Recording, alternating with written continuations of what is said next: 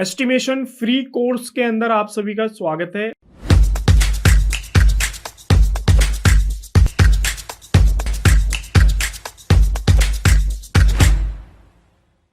आज हमारा डे 9 है। डे 9 के अंदर हम लोग ब्रिक वर्क की कैलकुलेशन के बारे में डिस्कस करेंगे। अगर आपने डे 1 से लेकर डे 7 तक के लेक्चर्स नहीं देखे हैं तो लिंक आपको वीडियो के डिस्क्रिप्शन में मिल जाएगा, जाके उन लेक्चर्स को जरूर देखना, क्योंकि हमारी ना ये कंप्लीट सीरीज चल रही है जिसके अंदर हम लोग जो है कंप्लीट एस्टिमेशन कवर कर रहे हैं एक प्रोजेक्ट का, एक बिल्डिंग का।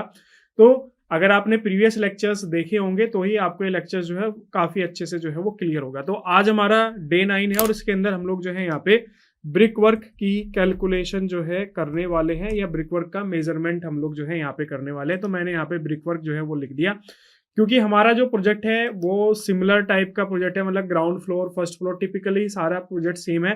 तो आप अगर एक फ्लोर की कैलकुलेशंस कर लोगे, आप उसको मल्टीप्लाई कर सकते हो दूसरे फ्लोर से। मैं यहाँ पे जो फ्लोर प्लान है उसको ओपन कर लेता हूँ। यहाँ पे देखोगे तो ये हमारा फ्लोर प्लान है।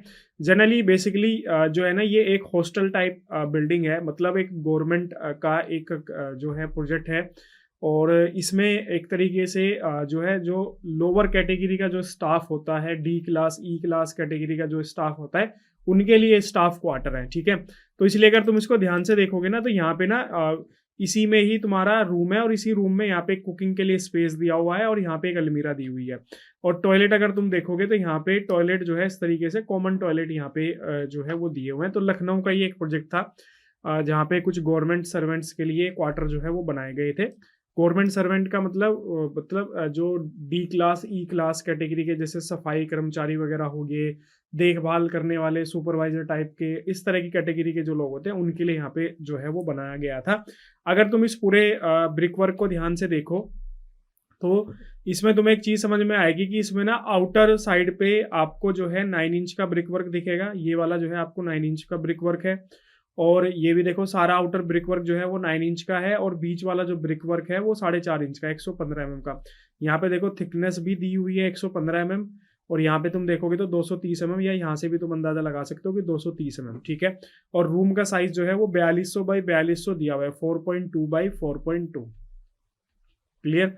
अब ब्रिक वर्क का मेजरमेंट कैसे किया जाता है? तो जनरली ब्रिक वर्क हमारा कई तरीके से मेजरमेंट किया जाता है। मतलब जैसे कि ब्रिक वर्क हमारा क्यूबिक मीटर के अंदर भी उसका मेजरमेंट होता है, ब्रिक वर्क का हमारा जो है स्क्वायर मीटर के अंदर भी मेजरमेंट होता है, ब्रिक वर्क हमारा जो है रनिंग मीटर के अंदर भी मेजरमेंट होता है। तो जनरली डिपेंड करता है कि आपके बीओक्यू के अंदर आइटम किस तरह का है। तो जैसे इस तरह का जो ब्रिक वर्क होता है वो जनरली या तो क्यूबिक मीटर में होता है या फिर स्क्वायर मीटर में। क्यूबिक मीटर के अंदर कौन सा होता है? जितना भी लोड बेयरिंग टाइप जो ब्रिक वर्क्स होता है वो सारा का सारा हमारा यूज होता है किसके अंदर, जो है क्यूबिक मीटर के अंदर। और जितना भी पार्टीशन टाइप ब्रिक वर्क होता है, जैसे हाफ ब्रिक वॉल हो गई, इस तरीके से जो पार्टीशन पर्पज के लिए होता है वो जनरली स्क्वायर मीटर के अंदर होता है। तो अगर आप देखोगे ये वाला 115 mm का ब्रिक वर्क है जो कि पार्टीशन वॉल है। ठीक है, आउटर वाली हमारी पार्टीशन वॉल नहीं है, क्योंकि ये हाफ ब्रिक वॉल से ज्यादा यानी फुल ब्रिक वॉल है। तो यहाँ पे ये 230 है, तो ये वाला जनरली क्यूबिक मीटर के अंदर मेजरमेंट होगा, और ये वाला जो हमारा है ये स्क्वायर मीटर के अंदर मेजरमेंट होगा। लेकिन कई बार क्या होता है कि जो प्रोजेक्ट होता है उस प्रोजेक्ट के अंदर जो बीओक्यू होता है, उस बीओक्यू में मान लीजिए स्क्वायर मीटर का कोई आइटम ही नहीं है। ठीक है, सारा का सारा ब्रिक वर्क मान लो उसमें क्यूबिक मीटर के अंदर ही दिया हुआ है, तो फिर हमारे पास में कोई एक्स्ट्रा ऑप्शन नहीं बचता है, हमें ब्रिक वर्क का जो मेजरमेंट है वो क्यूबिक मीटर के अंदर ही करना पड़ेगा। तो ये पर्टिकुलर जो प्रोजेक्ट था, क्योंकि मैंने खुद से इस प्रोजेक्ट को एग्जीक्यूट किया हुआ है, तो इस पर्टिकुलर प्रोजेक्ट पे जो है स्क्वायर मीटर का कोई भी आइटम नहीं था, सारा का सारा जो ब्रिक वर्क था यहाँ पे क्यूबिक मीटर के अंदर ही था। तो हम भी मेजरमेंट जो करने वाले हैं वो क्यूबिक मीटर के अंदर ही करने वाले हैं। ठीक है, सो अब अगर तुम ध्यान से देखो ना, इसके अंदर सिमेट्री है। ठीक है, जैसे अगर आपने इसका मेजरमेंट कर लिया, सेम ऐसे ही मेजरमेंट आपका ये आएगा, सेम ऐसे ही आपका ये आएगा, सेम ऐसे ही आपका ये, सेम ऐसे ही आपका ये, ऐसे ही यहाँ पे आके आपका जो है वो चेंज हो जाएगा। तो अब इसका देखो मेजरमेंट कैसे करते हैं। मैं हमेशा से जो है एज ए बिगिनर लेवल पे मैनुअल कैलकुलेशन पे ज़्यादा जोर देता हूँ, फोकस करता हूँ। लेकिन आप सभी की सबसे बड़ी प्रॉब्लम क्या है कि आप लोग मेहनत करना नहीं चाहते हो, आप लोग जो है सिर्फ शॉर्टकट जो है वो ढूंढते हो। आप सोचते हो कि बस कोई ऐसा सॉफ्टवेयर हमारे हाथ लग जाए जिसमें हम बस ड्राइंग्स डालें और हमें उसका एस्टिमेट निकल के आ जाए। और जब से एआई का जो कॉन्सेप्ट जब से आया है तब से तो एआई को आप लोगों ने बिल्कुल एकदम ये समझ लिया कि बस एआई आ गया तो अब हमें काम ही करने की जरूरत नहीं पड़ेगी। मेरे पास कॉल करते हैं बच्चे कि सर कोई ऐसा एआई टूल बता दो जिसमें हम ड्राइंग अपलोड करें और वो हमें सारा एस्टिमेट निकाल के दे दे। सर मुझे कोई ऐसा एआई टूल बता दो जिसमें मैं ड्राइंग अपलोड करूं और वो मेरा जो बिल है वो बना के मुझे दे दे। भाई ऐसा नहीं हो सकता है, फिलहाल के लिए तो पॉसिबल नहीं है। इन फ्यूचर में अगर आ जाए तो कुछ कह नहीं सकते, लेकिन फिलहाल के लिए ऐसा पॉसिबल नहीं है। और एक और चीज मैं आपको बता दूं, आपको चीजें आनी चाहिए।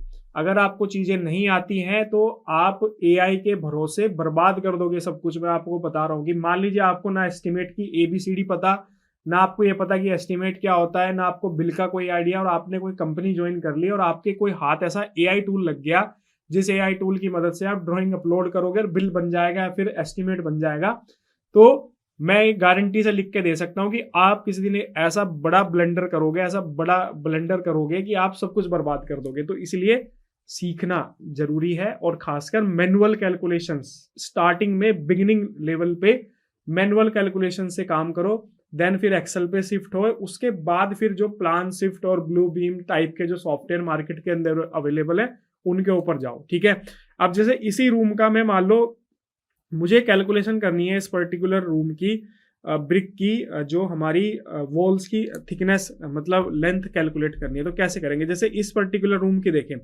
तो ये वाला जो रूम है 4200 पे 4200 इनर टू इनर इसकी डायमेंशन दी है, ये भी मेरा 4.2 मीटर है। और अगर तुम देखोगे ध्यान से तो ये वाली लाइन से लेके और इस वाली लाइन तक की भी मेरी जो डायमेंशन है वो 4.2 मीटर ही यहाँ पे दी हुई है। ठीक है, तो सबसे पहले ना इस वाली वॉल की लेंथ कैलकुलेट करते हैं। अब यहाँ पे देखो कॉलम है, यहाँ पे भी मेरा कॉलम है और यहाँ पे भी मेरा कॉलम है, तो ब्रिक वर्क तो मैं कॉलम टू कॉलम ही करूंगा ना, कॉलम से बाहर थोड़ा ना चला जाऊंगा। सो हमारे पास में कॉलम टू कॉलम यहाँ पे कोई डिस्टेंस जो है वो नहीं दी है। क्लियर, हमारे पास में क्या दिया हुआ है, हमारे पास में जो है बेसिकली दिया हुआ है 4.2 मीटर। हमें इस वॉल की थिकनेस पता है और हमें जो है बेसिकली इस जो ये वॉल है इसकी थिकनेस पता है। अब देखो यहाँ पे हमें क्या करना पड़ेगा, हमें सबसे पहले 4.2 मीटर लिखो, 4.2 मीटर, इसके अंदर 230 ऐड कर दो। 230 जैसे ही तुम इसके अंदर ऐड करोगे तुम इस पर्टिकुलर फेस पे आ जाओगे, ये वाला जो फेस है। ठीक है, सो प्लस मैं यहाँ पे 0.23 यहाँ पे करूंगा। क्लियर, अब अगर तुम इस पर्टिकुलर ब्रिक की वॉल्स को देखो, अब तुम पर्टिकुलर अगर इस ब्रिक की वॉल को देखो तो ये 115 mm की वॉल है और मेरा जो कॉलम है उसके सेंटर से ये बनाई गई है इस तरीके से। ठीक है, तो मैं अगर इस ब्रिक का सेंटर निकाल लूं, ठीक है, सो मेरी 115 mm की ब्रिक है और मैं 115 mm डिवाइडेड बाई 2 अगर मैं कर लूं तो सेंटर यहाँ पे आ जाएगा कितना 57.5 पे। ठीक है, और इसमें से अगर सेंटर मुझे पता चल गया, सेंटर किसका पता चल गया, कॉलम का, और इस सेंटर में से मैं ये वाला माइनस कर दूं तो मैं बड़े आराम से क्या कर सकता हूं, मैं बड़े आराम से जो है कॉलम के इनर फेस पे आ सकता हूं। तो मैं यहाँ पे क्या करता हूं, सबसे पहले प्लस करता हूं, प्लस मुझे क्या करना है 0.058। ठीक है, अब यहाँ पे मैं जो है इसमें से अब मुझे माइनस करना पड़ेगा, माइनस क्या करना पड़ेगा, कॉलम की थिकनेस। ठीक है, सो हमारे जो कॉलम है वो कितने हैं 300 बाई 450 के कॉलम हमारे हैं। तो मैं अभी आउटर फेस पे हूं तो मुझे इनर फेस पे आने के लिए कॉलम की जो थिकनेस है वो मुझे यहाँ पे माइनस करनी पड़ेगी। सेम ऐसे ही इस पर्टिकुलर कॉलम पे मैं कहाँ पे हूँ, इस पर्टिकुलर कॉलम पे मैं इस कॉलम के कहाँ पे हूँ, इस कॉलम के मैं सेंटर पे हूँ। ठीक है, सो मैं इस कॉलम के सेंटर से इनर फेस पे आने के लिए क्या करना पड़ेगा, मुझे 150 माइनस करना पड़ेगा, सो माइनस 0.15। ठीक है, सो अब इसकी कैलकुलेशन करते हैं, तो 4.2 प्लस 0.23 प्लस 0.058 उसके बाद माइनस 0.3 माइनस 0.15, तो आपकी कॉलम की जो मतलब ब्रिक की जो लेंथ आ गई 4.038, ये हमारी यहाँ पे लेंथ आ चुकी है कॉलम इस पर्टिकुलर वॉल की। तो सारे रूम साइज देखोगे तुम सेम है, तो इसकी जो लेंथ है ब्रिक की वॉल की वही ये वाली लेंथ रहेगी, वही जो है मेरी ये वाली लेंथ रहेगी, वही मेरी ये वाली लेंथ रहेगी। तो आप इस तरीके से इसको मल्टीप्लाई करके यहाँ पे कैलकुलेशन जो है वो कर सकते हो। अब इसके बाद आते हैं ये वाली जो मेरी वॉल है इसकी कैलकुलेशंस कैसे करेंगे।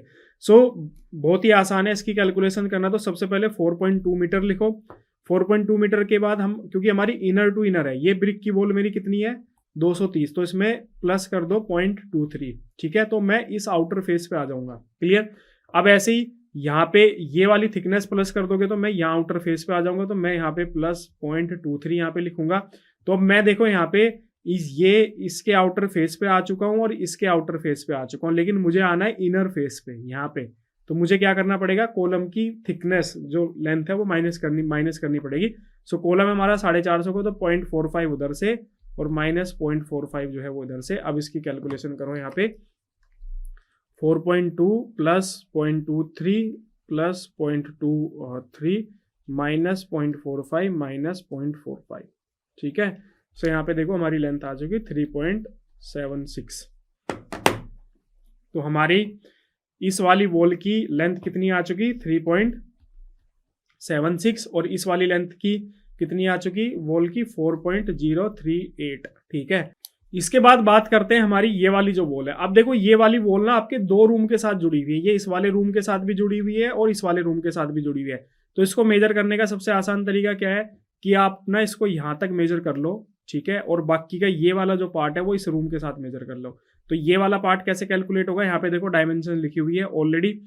अगर तुम देखोगे तो ये 1833 जो है यहाँ तक की डायमेंशन लिखी हुई है, या तुम डायरेक्ट इसको कर सकते हो। कैसे कर सकते हो, यहाँ से अगर तुम देखोगे तो ये 230 और 1608, 230 कौन सी लिखी हुई है, ये वाली थिकनेस। तो अगर तुम जो है ये डायमेंशन यहाँ पे लिखोगे, या फिर डायरेक्ट तुम जो है ना यहाँ पे देखो ये डायमेंशन लिखी हुई है 1838, ठीक है। तो 1838 और इसमें से 230 जो है, सॉरी 230 कह रहा हूँ, 450 इसमें से कॉलम की थिकनेस माइनस कर दो।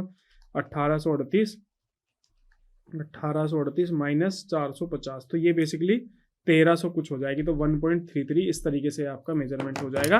अब बस मल्टीप्लाई करते चले जाओ और उसके बाद नेक्स्ट बात आती है हाइट की। तो हाइट यहाँ पे सेक्शन पे आओ, सेक्शन पे देखो तुम्हारी 3150 हाइट दी हुई है, ठीक है। और मेरी कॉलम की हाइट, बीम की थिकनेस कितनी है 450, तो 3150 में से 450 माइनस कर दो तो आई थिंक मेरे हिसाब से 2700 बचना चाहिए। तो 3150 माइनस 450 कितना बचा यहाँ पे, 2700 आपका बचेगा। तो हाइट भी पता चल गई, सब कुछ पता चल गया।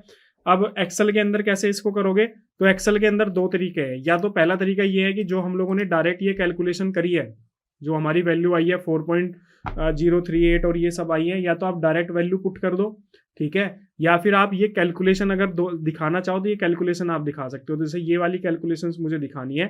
सो सबसे पहले यहाँ पे आते हैं नंबर्स जो हम काउंट करेंगे। नंबर काउंटिंग में कितने आ रहे हैं, 1 2 3 4 5, ठीक है। ये वाला अलग हो जाएगा, तो 5 टोटल नंबर यहाँ पे आ रहे हैं। तो हम यहाँ पे एक्सेल के अंदर जाएंगे, यहाँ पे 5 लिखेंगे, उसके बाद x लिखेंगे। अब देखो यहाँ पे लेंथ इक्वल टू करेंगे, और क्योंकि मैं राउंड फॉर्मूले का यूज करता हूँ तो राउंड 4.2, ठीक है। इसके बाद यहाँ पे प्लस क्या था हमारा 0.23, ठीक है।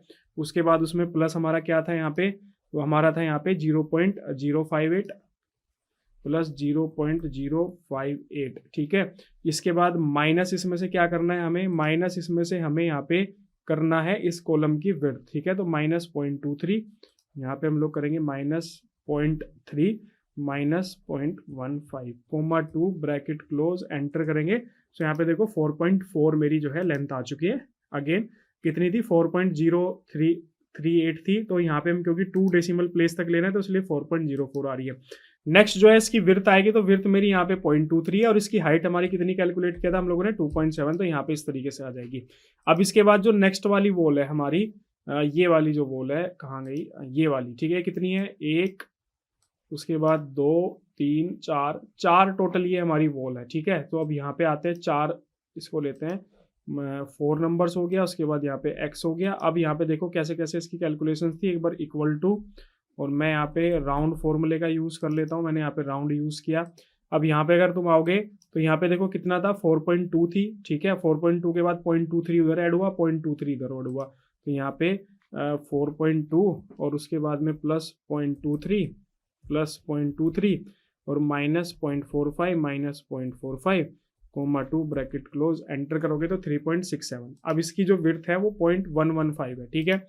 और यहाँ से 2.7 इस तरीके से इसकी मल्टीप्लिकेशन, और यहाँ पे फॉर्मूला जो है वो लगा दो, equal to round this multiply by this multiply by this multiply by this comma 2 bracket close, enter, ठीक है। यहाँ से ये अब देखो टोटल हमारे पास में इतना क्यूबिक मीटर ब्रिक वर्क आ गया। अब मान लो जैसे स्क्वायर मीटर के अंदर मेजरमेंट करना था आपको इस पर्टिकुलर वॉल का, वो कैसे होगा वो भी मैं आपको करके दिखा देता हूँ। सिंपल यहाँ पे क्या होगा कि ये 115 वाला जो है इसको यहाँ से हटा दीजिए, सीधे यहाँ पे हाइट जो है वो 2.7 लीजिए और उसके बाद में यहाँ पे इक्वल टू और राउंड फॉर्मूले का यूज करके this multiply by this comma 2 bracket close, enter दो। अब ये 40.61 मेरा स्क्वायर मीटर के अंदर यहाँ पे रेट आ चुका है। तो ऐसे स्क्वायर मीटर के अंदर मेजरमेंट करना है तो ऐसे स्क्वायर मीटर के अंदर मेजरमेंट कर सकते हैं। अब इसके बाद में नेक्स्ट आता है जी डिडक्शन कैसे किया जाता है। जो भी मेरी ओपनिंग है उसके डिडक्शंस हमें करने हैं। तो यहाँ पे देखो डिडक्शंस किस किस चीज का होगा, विंडो W का होगा और डोर D का होगा। तो सबसे पहले डोर का करते हैं। तो डोर D डोर कितने हैं यहाँ पे, 1 2 3 4 5, टोटल 5 डोर है मेरे D यहाँ पे। तो D -5 यहाँ पे आ जाएगा, X लिखेंगे। अब यहाँ पे ना ड्राइंग पे चलते हैं, डोर एंड विंडो शेड्यूल पे। अगर तुम डोर D को देखोगे तो इसकी विड्थ 1 मीटर है और हाइट 2.1 मीटर है। तो यहाँ पे सिंपल आओ, विड्थ कितनी है इसकी 1 मीटर, ठीक है। और ये कहाँ पे आपका प्लेस है, अगर तुम इसको ध्यान से देखोगे जो है यहाँ पे देखो आउटर वाली वॉल पे है। तो आउटर वाली वॉल मेरी कितने की है, ये वाली 230 की वॉल है मेरी। तो सिंपल यहाँ पे हमारा 0.23 और हाइट कितनी है 2.1, इस तरीके से। ऐसे ही यहाँ पे आप लिख दीजिए D, ठीक है, D आएगा खाली और उसके बाद W, ठीक है। W भी मेरी कितनी आएगी यहाँ पे, W भी मेरी 5 आएगी, 1 2 3 4 5, हाँ 5 ही है। तो मैं यहाँ पे -5 लिखूंगा और यहाँ पे X, ठीक है। अब इसकी डायमेंशंस देख लेते हैं W विंडो की क्या है। सो नीचे की तरफ आओगे तो W1 ये रही W मेरी। W कितनी है 1800 बाई 1050, 1800 इसकी विड्थ है और 1050 जो है इसकी यहाँ पे क्या है हाइट है, ठीक है। तो यहाँ पे 1.8 और ये भी 0.23 रहेगा और हाइट कितनी है इसकी 1.05, इस तरीके से। तो बस सेम ऊपर वाला फॉर्मूला यहाँ पे जो है कॉपी पेस्ट कर दीजिए, ठीक है।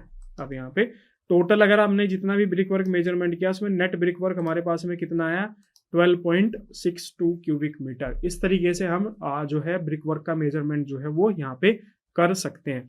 अब देखो कई बार क्या होता है कि हमारा जो 230 वाला ब्रिक वर्क होता है उसका रेट अलग होता है और हमारा जो 115 mm वाला जो ब्रिक वर्क होता है उसका रेट अलग होता है, ठीक है। तो क्या करना पड़ेगा आपको, यहाँ पे आपको मेंशन करना पड़ेगा 230 mm का आपको अलग मेजरमेंट करना पड़ेगा और 115 mm का आपको अलग मेजरमेंट करना पड़ेगा, क्योंकि दोनों के रेट जो है वो डिफरेंट है। और ये जो डिडक्शन हो रहा है, ये डिडक्शन मेरा किस में से डिडक्शन होगा, ये डिडक्शन भी मेरा 230 वाले में से ही डिडक्शन होगा, ठीक है। क्योंकि अगर तुम ध्यान से यहाँ पे देखोगे तो 115 mm पे कोई भी ओपनिंग नहीं है, सारी ओपनिंग 230 वाले ब्रिक वर्क पे है। तो इसलिए इस तरीके से आपको देखना पड़ेगा कि आपके बीओक्यू के अंदर कैसे आइटम दिया है। अगर आपके बीओक्यू के अंदर सिंपल सुपर स्ट्रक्चर में नॉर्मल ब्रिक वर्क लिखा हुआ है, अलग अलग आइटम नहीं है, तो फिर आपको एक कॉमन मेजरमेंट करना पड़ेगा, या आपका 230 वाला अलग मेजरमेंट है, 115 वाला अलग मेजरमेंट है, तो फिर आपको अलग अलग आइटम लेके इस तरीके से मेजरमेंट करना पड़ेगा। और डिडक्शन भी आपको उसी तरीके से मेजरमेंट करना पड़ेगा कि अगर विंडो मेरी 230 mm वाले में है तो वो डिडक्शन 230 वाले में से ही होगा, और अगर विंडो मेरी 115 mm वाले में है तो वो डिडक्शन मेरा 115 mm वाले में से ही होगा। तो इस तरीके से आपको चीज़ों का ध्यान रखना है। सेम कॉन्सेप्ट है। अब जैसे मैंने आपको यहाँ पे बताया ऐसे ही आप बाकी का जो है वो ट्राई करो, बड़े आसानी से कर सकते हो। इसके अलावा दूसरा तरीका क्या होता है कि कैलकुलेशंस करने की हमें जरूरत नहीं है, हम सिंपल क्या करेंगे, ऑटोकैड सॉफ्टवेयर का यूज करेंगे और लाइन बाय लाइन जो है वो मेजरमेंट जो है वो करते हुए चले जाएंगे। लेकिन अगेन मैं फिर आपसे बोल देता हूं कि शॉर्टकट के पीछे मत भागो, नहीं तो आप जो है बर्बाद हो जाओगे। और आज के टाइम पे वैसे भी ज्यादातर सिविल इंजीनियर बर्बाद ही घूम रहे हैं। तो उसका सबसे बड़ा कारण ही क्या है कि शॉर्टकट, आप लोगों को शॉर्टकट इतना मुंह लग गया है, आप सोचते हैं कि बस शॉर्टकट से हमारा सब कुछ हो जाएगा। जैसे अभी एक एग्जांपल आपको बताता हूं कि मेरे पास अभी एक रिसेंटली कॉल आई, 2019 पास आउट एक स्टूडेंट की मेरे पास में कॉल आती है 3 दिन पहले, ठीक है। ये बच्चा सबसे पहले जो है गवर्नमेंट जॉब प्रिपरेशन करने लग गया, उसके बाद कोविड आ गया, कोविड से 2 से 3 साल इसके कोविड में ही जो है वो निकल गए, 2 साल के करीब। उसके बाद में फिर इसने एक कॉन्ट्रैक्टर फर्म के अंदर जो है वो क्या करना स्टार्ट किया, इसने जॉब करना स्टार्ट किया। 2 महीने जॉब करी, छोड़ दी, यहाँ मजा नहीं आ रहा है, यहाँ पे तो हार्ड वर्किंग कंडीशन है, यहाँ पे तो ये है। उसके बाद फिर दूसरी कंपनी ज्वाइन कर ली, 6 महीने वहां पे ज्वाइन किया, फिर वहां से भी छोड़ के भाग गया, फिर तीसरी जगह ज्वाइन किया, फिर वहां से भी छोड़ के भाग गया। आज ये हालात है कि 2 साल से ये बंदा घर बैठा हुआ है, इसके पास में कोई भी जॉब नहीं है। और इतना मतलब टोटली मेंटली ये फ्रस्ट्रेट हो चुका है कि इसको कुछ समझ ही नहीं आ रहा कि इसको करना क्या है। ये आईटी में जाता है तो वहाँ पे भी ये 2 महीना कोर्स करता है, उसके बाद उसको छोड़ के भाग जाता है। किसी और अदर फील्ड में जाके नौकरी करता है तो वहाँ पे भी महीना 2 महीना जो है नौकरी करता है, उसके बाद फिर छोड़ के भाग जाता है। क्यों? क्योंकि इसको सक्सेस चाहिए, वो भी शॉर्ट टर्म के अंदर, ठीक है, इसलिए परेशान है। ऐसे लग रहा है कि 2 महीने मैंने नौकरी करी, यार क्या हो रहा है, तो 20,000 सैलरी मिल रही है, इसमें क्या होगा, तुरंत छोड़ दिया, चलो कहीं दूसरी जगह ट्राई करते हैं। यार आईटी में तो बहुत बवाल हो रखा है, करोड़ों करोड़ों के पैकेज मिल रहे हैं बच्चों को, तो चलो आईटी की तरफ जाते हैं। पता चला आईटी के अंदर गया, वहां पे समझ ही नहीं आ रहा कि कोडिंग कैसे करनी है, फिर छोड़ के भाग गया। तो इसलिए शॉर्टकट के पीछे मत भागो, पहले अपना एक फाउंडेशन, एक बेस तैयार करो, और लाइफ के अंदर थोड़ी बहुत स्ट्रगल जो है वो करनी ही पड़ती है। इसलिए जो ये एस्टिमेट आप सीखो, मैनुअल कैलकुलेशंस पे फोकस करो। मैनुअल कैलकुलेशंस थोड़ा सा डिले होती हैं, दिमाग खराब करने वाली होती हैं, लेकिन कॉन्सेप्ट आपका यहीं से ही क्लियर होगा। मैं ये नहीं कह रहा कि आपको आप लाइफ टाइम ही आप मैनुअल कैलकुलेशंस करोगे, नहीं। एक टाइम ऐसा आएगा कि आप मैनुअल कैलकुलेशन की जरूरत ही नहीं पड़ेगी, आप प्लान शिफ्ट जैसे सॉफ्टवेयर यूज करोगे और बहुत ही फास्ट आप वर्क करोगे। लेकिन उससे पहले मैनुअल कैलकुलेशंस करो, अपने कॉन्सेप्ट्स को समझो, क्लियर करो फाउंडेशंस को, उसके बाद ही फिर जो है वो आगे बढ़ो। बाकी सीरीज चल रही है पूरी, देख सकते हैं। कोर्स ज्वाइन करना चाहते हैं आप, जो है आप कोर्स ले सकते हैं हमारे पास लाइव बैच भी अवेलेबल है, रिकॉर्डेड क्लासेस भी अवेलेबल है, आप दोनों ज्वाइन कर सकते हैं। इसके अलावा फ्री में पढ़ना चाहते हैं तो यूट्यूब पे कंप्लीट सीरीज जो है वो डली रही है, तो डे 1 से लेकर डे 8 तक के लेक्चर्स देख लेना, लिंक वीडियो के डिस्क्रिप्शन में मिल जाएगा। मिलते हैं आपसे नेक्स्ट वीडियो के अंदर। कोई डाउट, कोई कंफ्यूजन, कोई सजेशन हो तो कमेंट सेक्शन में बेझिझक होकर कमेंट करना, मैं आपको पर्सनली रिप्लाई करूंगा। तो ओके, थैंक यू।